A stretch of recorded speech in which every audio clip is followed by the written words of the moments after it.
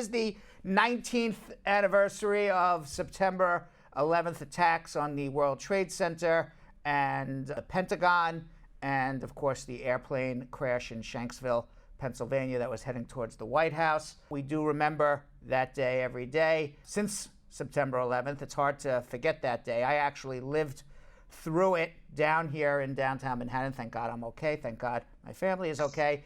Yeah, So you were in the building? I was on the way to the building when it happened. I was driving from uptown. Back in the day, I would drive back and forth, believe it or not. I don't drive anymore, but back in the day I was driving, and I was listening on the news, and I heard what had happened. And this was when it was originally announced that there was a little plane that crashed into the World Trade Center. Originally, the original news was a small aircraft went, obviously it was an accident. That's what people thought. It wasn't until the second plane crashed that the news started to report that it was two jumbo jets had crashed into the World Trade Center.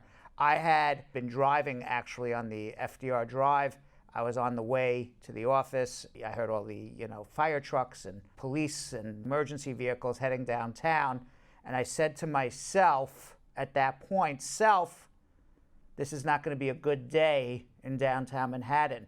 So I actually got off on 23rd Street, turned around, went back uptown. I never actually was physically there during the 9/11 attacks. I went home, I had got back to my apartment, I called my office. We did have attorneys and paralegals there. They were not completely aware of what was going on, and I said to them, you know what, I think it's best this was before anybody knew what was happening. I said, it's probably best that we close the office. They all left when both buildings were on fire, and everyone from my office had made it uptown or across the bridge to Brooklyn by the time any of the buildings started collapsing. And then once the buildings started collapsing, and then there were reports, I recall that a plane had crashed in Pennsylvania, and then a plane had crashed at the Pentagon. It was a terrible, horrible day. From my side of the street on Broadway, if anybody's been to my office, we're on the west side of Broadway. That was closed down, the west side of Broadway, till mid-November. Luckily, we had an office at that time in Queens and Jackson Heights. I had a little office in Queens, much smaller than my Manhattan office. Back then, there was no cloud computing. There was a computer server. So we had to get permission to go and get the computer server out of my office about 3 weeks after the attacks. We weren't allowed in. Clients were calling. We didn't have anything to tell them because all the files were in our office, and our computer server was in our server room in the office. And I recall, and I've told this story before, I don't know if you guys ever heard it or not. I went down with a couple of the attorneys in my office around towards the end of September, and we had a police escort bring us down because from Canal Street down to the tip of Manhattan was a military zone. So those weeks, that really turned America into more of a police state, more of a military state, in the sense that our police departments, the things that we're protesting today, that police have military equipment that they're using against ordinary civilians. They didn't have any of this military equipment before 9/11. Police had a revolver and a walkie-talkie and maybe a baton. That was it, But now you see the police in Manhattan with rifles and machine guns and military equipment from head to toe and military vehicles from head to toe. And none of that existed in our police departments before 9/11.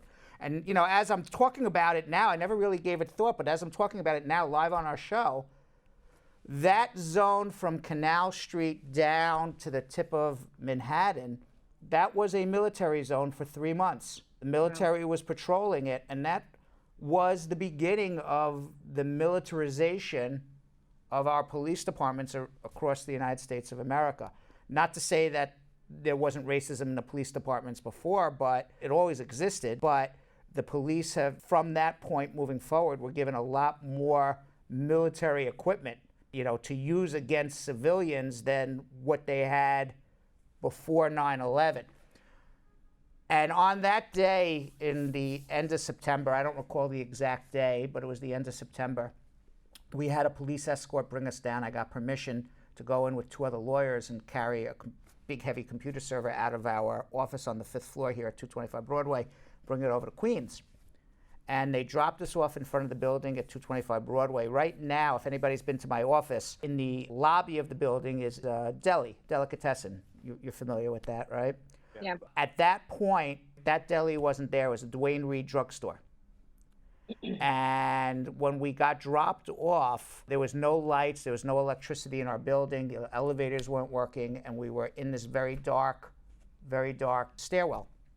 So we walked into the Duane Reade, and we needed a flashlight. We took a flashlight from them. We borrowed the flashlight from Duane Reade. I apologize, Duane Reade. But what was the most interesting thing is it was like a ghost town in the sense that the cashier at that Duane Reade ran out of the store with the drawer to the cash register open with what appeared to be thousands of dollars in cash in that cash register. There was an entire shelves of prescription drugs. Who knows what those prescription drugs were? An entire store just wide open, doors open. We just needed the flashlight because we couldn't go up the stairs, in the pitch dark, and it was our only chance, to get the service. So we took the flashlight. But somebody, listen, I don't know. I'm not, President of Duane Reade, but I am sure that somebody went in there at some point and looted that whole place. There was nobody there. So we got our server. And one of the things I didn't realize back in 2001 is how heavy a computer server is. It's not like a little thing like you have now. I mean, there were these huge, a floppy. Yeah, exactly. Right, exactly. Yeah, let me stick this in and stick this out. We had to take this huge equipment, and it was heavy. It was heavy as hell. And we lugged it down 5 flights, and of course we have to carry it all the way up to Canal Street because we're in a military zone. And we made it about a block. And about a block away, and it's the only time I've ever had a gun put to my head. About a block away, 3 guys from the U.S. military came with 3 police officers because the military and the police were kind of patrolling together. And they yelled at us to stop, put the computer down, basically put a gun to my head, had us down on the ground with 2 other lawyers, and they had to call and put us up against the wall and check for about 30 minutes that we had permission to be there. Because you didn't really have permission to be there. And obviously we had the permission and we had to show our ID that this is my computer server. They thought we were, stealing something. And eventually we were let go and we made it around the corner. We had to go, they told us we couldn't walk up Broadway, we had to go up Church. So as we turned the corner and we walked 1 block over to Church Street, I turned around and I saw the World Trade Center.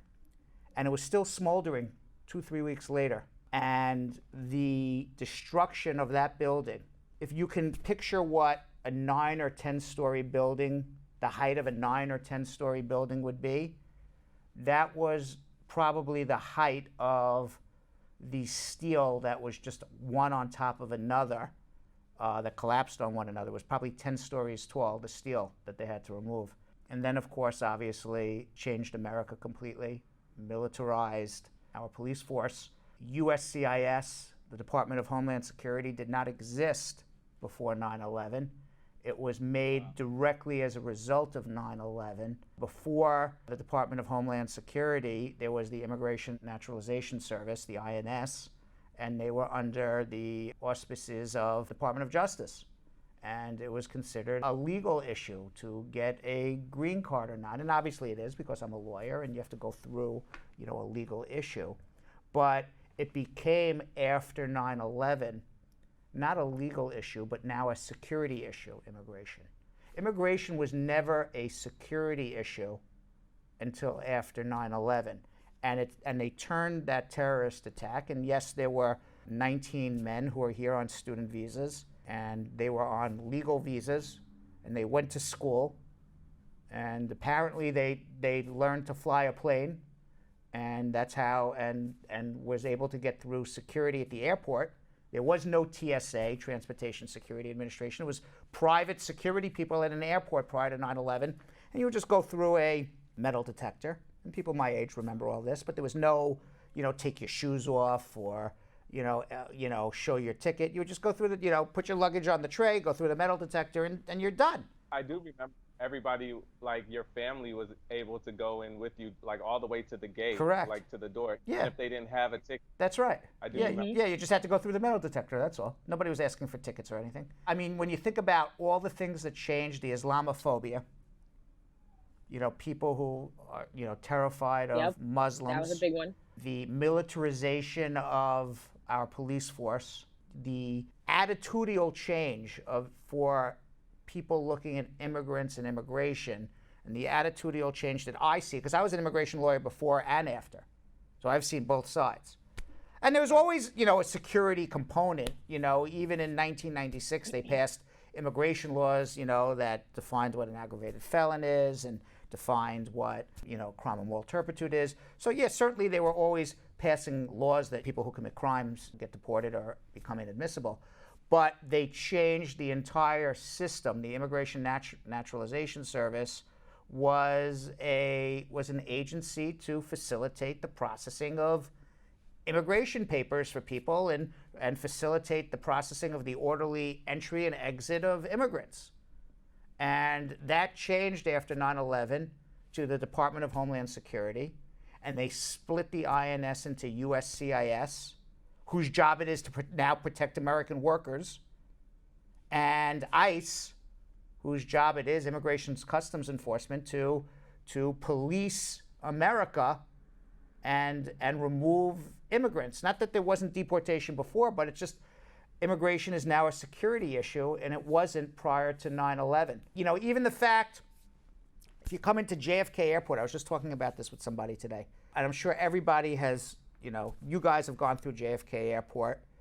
The first thing you see when you come international through to JFK Airport, whether you're an American, an immigrant, you're coming here on a visa, is a big, huge poster of an ICE agent smiling in full military gear.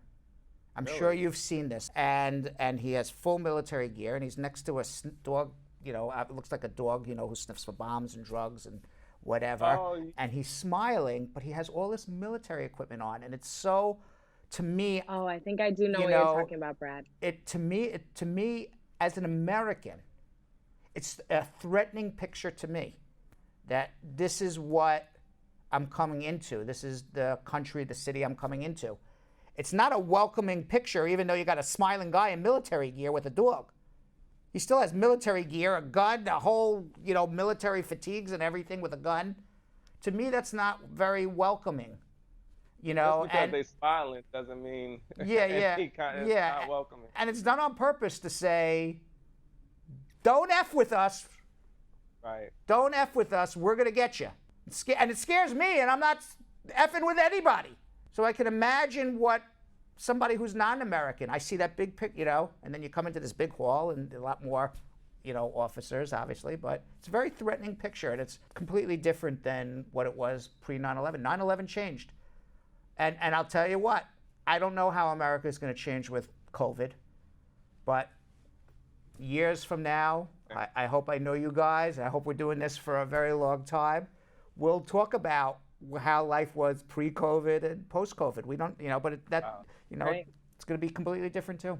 I mean, it's one thing to talk about it and then really understand, like, a point in time. It's almost been 20 years since then. So it's like, Right. to hear all that's changed, where you were, like, this was a huge event. I mean, something that's bananas to me is, like, a lot of my friends who are, educators and teachers now, like, I was like in 5th grade when 9/11 happened. So to know that it's being taught to 5th graders now and it's a part of history and history books, I like lived it. Like I remember exactly where I was, and a lot of us, I'm seeing it in the comments, like there's people saying, I know exactly where I was that day. And it's like our kids are going to read this, mine and Yo-Yo's kids are going to read this in history books, and it's like the same way you told us, like I always love to hear where were you, especially being so close, because come to think of it, the office is just right there. Yeah. We were able to see the destruction from our office when we came back. There was a big hole for a very long time. People would come up just to my office just to say, hey, can I see look at the 9/11 site?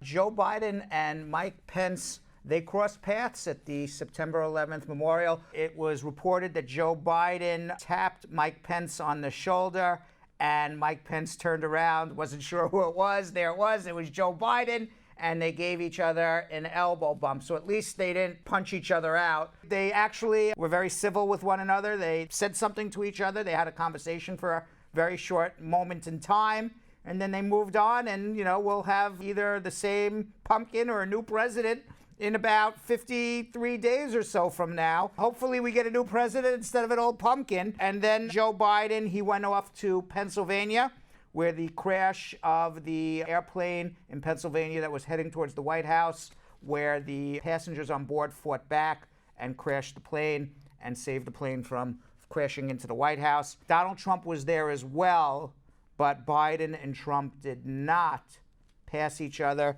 They were brought to separate areas, and they did not meet or talk or say anything to each other. What was reported back in the day, and it wasn't reported because people heard it, it was on the radio, but reminded us of an interview that Donald Trump did on the day of the 9/11 attacks. Several hours. This is our president, kind of shows where his empathy is, even 20 years ago, 19 years ago.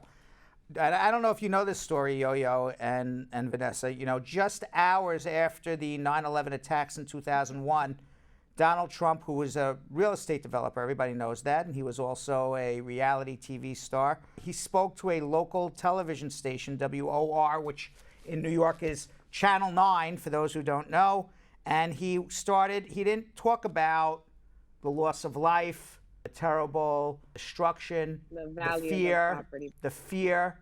No, not even the value of the property. What he talked about was, and I'm going to quote Donald Trump, because he was the owner of 40 Wall Street, by the way, which it was at the time the second largest building in Lower Manhattan, the Twin Towers being the tallest buildings. So he bragged after the 9/11 attacks. He said, 40 Wall Street, and I'm quoting, this was on the radio several hours after the 9/11 attacks. 40 Wall Street actually was the second tallest building in downtown Manhattan, and it was actually before the World Trade Center was built the tallest. And then when they built the World Trade Center, it became known as the second tallest. But now, it's the tallest again. Wow. That's what he said. That's what he said on television in New York City. The future president of the United States of America. United States. Wow. The New York Daily News is reporting that the Trump administration has secretly siphoned nearly $4 million away from the program that treats the first responders who came down, the firemen, the policemen who breathed in all of the air from the destruction of the World Trade Center and got sick, got ill. They were the ones who went in to try to save people. Many died. He's pulling money, $4 million. Now, what is $4 million to the U.S. government? That's like an individual. Yo-Yo, you know what $4 million to the U.S. government is? That's like Yo-Yo saying to me, you know what? I'm not going to give you a penny. Right. I'm not going to give you my penny. I'm going to keep my penny in my pocket. It means nothing to the U.S. government. Yet documents obtained by the Daily News reveal that Trump's Treasury Department, the Treasury Department run by Donald Trump that started this program under former presidents, is now withholding payments for nearly 4 years that was meant to cover medical services for the firefighters, the emergency medical technicians, the paramedics who were treated by the Fire Department of New York World Trade Center Health Program. These are all people who went and risked their lives, their health, to save others. Now, the payments were authorized and made by the National Institute for Occupational Safety and Health. But instead of sending the funds to the city, the Treasury just started keeping the money for themselves. Now, Dr. David President, the program's director, said he was docked about $500,000 each year in 2016 and 2017. Then it crept up to $630,000 in 2018 and 2019. And this year, the Treasury has nearly tripled the extraction, diverting more than $1.447 million through at least August. So it'll be over $1.5 million by the end of the year. Now, Republican Representative Pete King, who we're not very fond of here on Bradshaw Live, but he is a representative here from New York, found that some other agency in the city has been in an unrelated feud with the federal government over the Medicare bills, and for some reason, the Treasury Department has decided to stiff the Fire Department of New York. King said, whatever the circumstances is that forces a premier program for sick 9/11 first responders to go begging for help on the eve of the 19th anniversary of the attack has to end. It is disgraceful. Probably the only thing I've ever agreed with Representative Peter King. Now, Senator Chuck Schumer is equally disgusted, saying the Trump Treasury Department siphoning congressionally appropriated funds meant to pay for 9/11 workers' health care is outrageous and a finger in the eye to the first responders who risked their lives for us. All we can say is, shame on you, Donald Trump. Shame on you for getting on television and bragging about your big building several hours after the World Trade Center collapsed. And shame on you 19 years later for pulling $4 million to help firefighters and paramedics who wouldn't risk their lives to save others for their medical bills. It's not even giving them money to live, it's pay their medical bills. Pure evil. I don't know what else to say. It's disgraceful. I agree with Representative Peter King. Meanwhile, the other big thing, it is an inferno on the West Coast. Have you seen these pictures of what's going on? Yeah. It is an inferno. At least 15 people have now been killed in California, Oregon, and the Washington wildfires, and the deadly, fast-moving wildfires across multiple West Coast states that forced more than 500,000 people to flee their homes. The Portland mayor, Ted Wheeler, has declared a state of emergency and is forcing massive evacuations of Portland. A major United States city is being evacuated right now. You know how major of a city Portland, Oregon is? They have their own basketball team. They have their own professional sports teams. This is a big city. My brother's actually there now. It's a big city. My brother's in Portland. Is he okay? Yeah. Is he going to be evacuated? Because parts of the city are being evacuated. I think where they're from, it's probably like 30 minutes out of Portland. Like they're not exactly in Portland, but yeah, I'll have to follow up. I actually haven't spoken to my brother. My family, I have family in Salem, and they've been sending, like, my cousins, their younger cousins, they're in high school. They've been sending us pictures that they're literally just taken from outside, and it looks like they live on Mars because the whole sky is just red. Besides the fact of the environmental damage that this smoke causes, and the death that this fire causes, and the damage to property that this causes, the health issues that this is going to cause, breathing in air that is contaminated with soot from a fire and smoke can kill you, can take years off your life. There will be lots and lots and lots of people who will end up with very, very long-term health problems from breathing this air. Man. It's similar air to what the firefighters and the paramedics breathed when the World Trade Center collapsed. Right. You have buildings that are on fire. You have air that's being contaminated. And it's the same fire from the World Trade Center. Fire is fire. Doesn't matter how it's caused. Why the World Trade Center was terrorists, crashing a plane into a building. And this is just fire burning. You're breathing it. And if you look at the paramedics and the firemen and the policemen who have had health problems as a result of dust. And now you're talking about tens of millions of people. You're not talking about a couple thousand people in Lower Manhattan. You're talking about tens of millions of people. Think about the health consequences. Now, CNN reports that in the small Oregon cities of Phoenix and Talent, Oregon, home to about 11,000 people, the entire towns have been reduced to ash. Nothing is left. In towns of 11,000 people consumed by fire, nothing left. I can't imagine what this is like. Wow. Oh, look at this. Just like you're saying, Yo-Yo. Yeah, it looks like Mars. And these are like not filters. That's exactly how these pictures are coming out once you take the picture. It's crazy. And, Governor Newsom of California, he had a very dire warning today. I'm going to paraphrase him. And he said, you see what's going on in California? You see what's going on in Oregon? This is a result of climate change. California, Oregon, Washington, they have had no rain the entire summer. Now, it is their dry season, but it has been the driest season on record. It has been the hottest season on record. And as a result of being the driest and the hottest, this is what you get. And climate change is not just happening in California and Washington and Oregon. Climate change is happening everywhere. Whoa. So what you see, these pictures, I don't hope or pray it on anybody, but I'm not an idiot, and I'm not stupid. This is, you ever see the preview to the movie? This is the preview of the movie coming to your home too.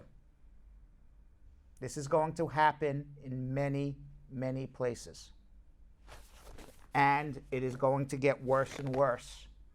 And we have a president of the United States who rolls back environmental rules and regulations, takes us out of the Paris Accords to reduce carbon dioxide in the air, carbon emissions, which causes climate change. And he says it's unfair to the United States, yet the United States and China are the two largest polluters in the world. What about it's unfair to the rest of the world that the United States gets to pollute? It's unfair to the people who live in the United States that their towns get reduced to ash. Right. Yeah. 11,000 people, done. Because he doesn't want General Motors to build a car that gets 45 miles to the gallon. He only wants General Motors to build a car 25 miles to the gallon. Because he doesn't want businesses to spend some money to reduce their carbon footprint. The cost of cleaning this up in healthcare, rebuilding, fighting these fires is going to be astronomically more than just staying in the Paris Accords, than building a car that has better gas mileage. And by the way, when you build cars with better gas mileage and you stay in environmental accords with other governments and you force businesses to figure out how to reduce their carbon footprint, you know what happens? One word: innovation. Innovation happens. And that's when we advance as a society. That's as we advance as a country. People innovate. They figure out how to do things. Why? Because they're forced to. How many times do you figure it out only when you're forced to do it? And then when you're not forced to do it, you're like, screw it. I'll do it the old way. It's fine. But this is what happens. Meanwhile, I'll tell you one other thing what's going on that's crazy. This is a terrible Friday, isn't it? Where's the yay? I'm waiting for the yay in this Friday. This is horrible Friday. I'm waiting for the yay. I don't like this Friday. Julian! Hey, there are real things that are happening. Julian, let's stop this right now. Let's start again. Thank you. Happy Friday, everybody. I mean, there's so much. Not every Friday is like this. Not every Friday is, 9/11. It's like, you know what I mean? We don't mean for it to be heavy, but that's part of what we do here. The good, the bad, and the ugly. All of it. Now, I'll tell you one other thing that's crazy, that's happening, and then we'll get to some Friday news because we got to have a little fun. Yeah, brighten it up, Brad. Yeah, no, I'm not going to light it up yet. There's, by the way, just in terms of the fires right now, there's over 100 active fires through 3 states. More than 4 million acres of land have been burned. Besides dealing with the fires, the destruction, the health consequences of these fires, the major evacuations of towns and cities, the towns that are getting reduced to ash, people losing everything that they have, and the government asking people to evacuate. Now, state officials are dealing with not only these fires and everything associated with it, but they also now have to counter social media rumors that the blazes were set by anti-fascist activists, publicly pleading with people to verify this information before sharing it. So what's going around the internet right now? Antifa, Black Lives Matter, the protesters in Portland who were demonstrating against police brutality and racism. It is going around the internet that these people who are on the front lines of the protests, most were protesting, some were violent, yes, but most were protesting, that they deliberately set these fires in order to cause anarchy throughout the 3 states. And they deliberately caused these fires to make people flee and be scared. Now, these rumors appear to have been started on Wednesday night. They're going through the internet. It is going through the internet to such a level that the Portland Police Department has warned people on Twitter about the risk of fire during demonstrations. But they have also said that there is zero evidence at this moment that any activist who was protesting on the streets in Portland set any fires. Some of these fires were set by arsonists, no question about it, but they have absolutely zero proof so far that any of these fires were set by activists. A little girl decided to show her mom's bottle of rum. Did you see this? During her online show and tell with her class. When Illinois' 2nd grader Penny was given an assignment to bring something that smells good to her remote school class, her mind went straight to Mommy's liquor cabinet. Penny's mother, Megan, wrote, "It's moments like these that I wish I didn't go all balls out on having children. Here's Penny showing her class something that smells good." Beneath the text is an image of Penny at her learning station wearing light pink headphones and happily holding up her virtual classmates a bottle of Malibu rum near the size of her torso. While her class can't appreciate the alcohol sent through the airwaves, they can certainly see that Penny had chosen an object she won't be legally allowed to drink for years to come. Megan tagged the picture of her daughter, hashtag in Jesus' name, amen, hashtag blessed, hashtag please take them back now, hashtag hide your wife, hashtag hide your kids, hashtag hide your Malibu. Right. All right, so that was kind of funny, but I guess it's better than showing her mom's weed collection. This smells pretty good too, right? Can you imagine that one? That would have been worse. That would have been worse. A groom at an outdoor Massachusetts wedding joked that 2020, and I'm quoting him, had not been the best year during his vows right before a lightning strike. Aaron Sawitsky and Denise McClure were in the middle of their socially distanced outdoor ceremony when lightning struck from a thunderstorm. The sudden bolt flashed across the body of water from where they stood and was quickly followed by a crackling boom just after the groom joked, "Let's face it, 2020 hasn't been the best year." Let's watch. We have the video.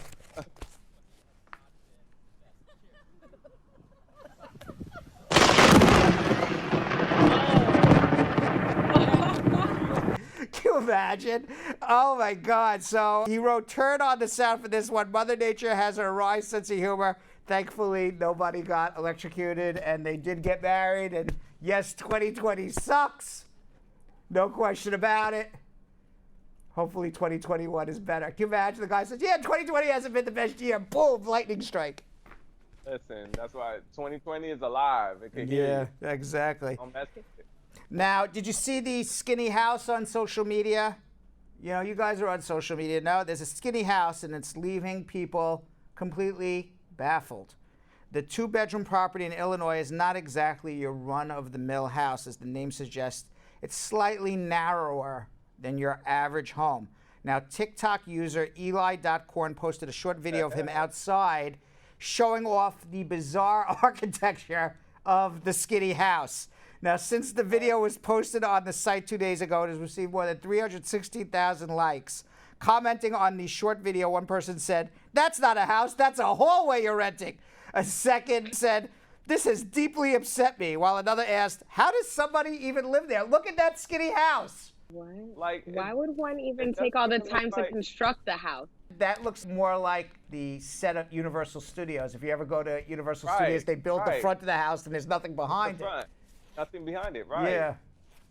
That doesn't Now- even look wide enough to walk through. Now, the property is extremely narrow at one end, but in truth, it's not quite as tiny as it appears at first glance, and its actual title, The Pie House, offers a more accurate idea of what it actually looks like.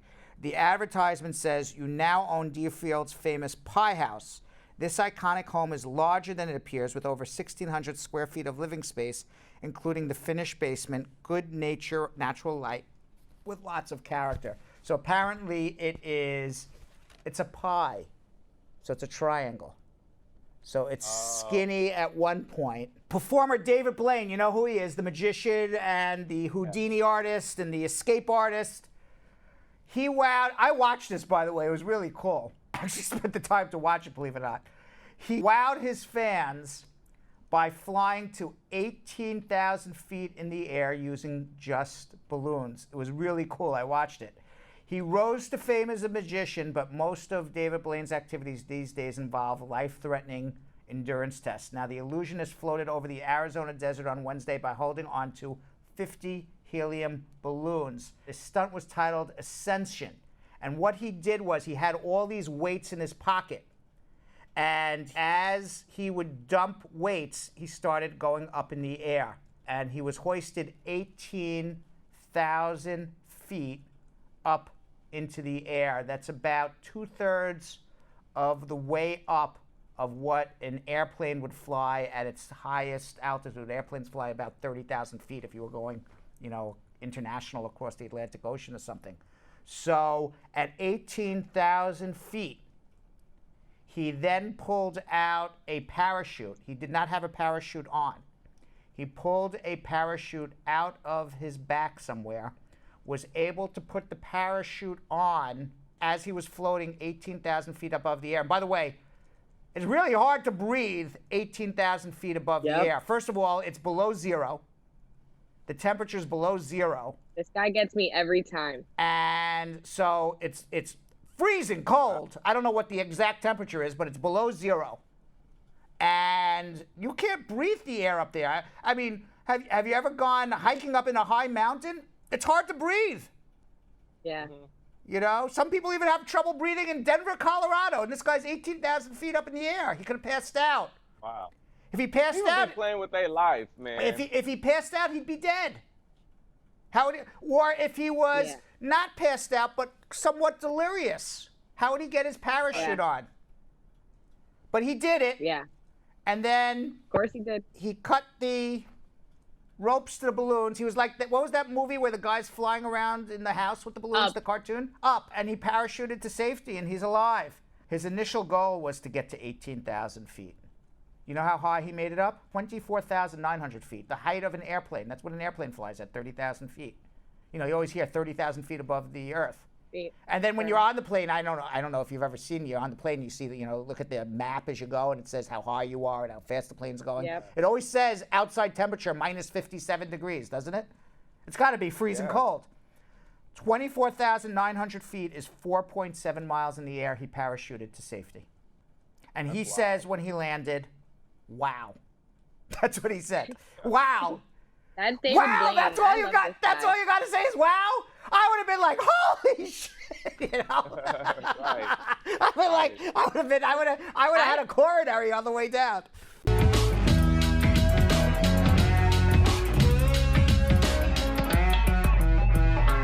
Thanks for watching. For more Brad Show Live, like and subscribe to our YouTube channel.